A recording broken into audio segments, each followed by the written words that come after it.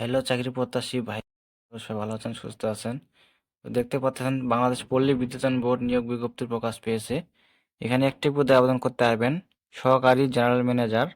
এখানে লোক নেওয়া হবে 24 জন। এখানে বয়স হতে হবে 32 বছর। এখানে শিক্ষাযোগ্যতা কি এবং যেহেতু বেতনের স্কেল দেওয়া আছে, এখানে বিস্তারিত দেখে আপনারা আবেদন করবেন। আর আবেদনের শুরুর তারিখ এবং শেষ তারিখ দেওয়া আছে, যেখানে দেওয়া আছে আবেদন শুরু হবে 28/1/2025 সকাল 10টা হতে। আবেদনের শেষ হবে 23/2/2025 খ্রিস্টাব্দ বিকাল 5টা পর্যন্ত।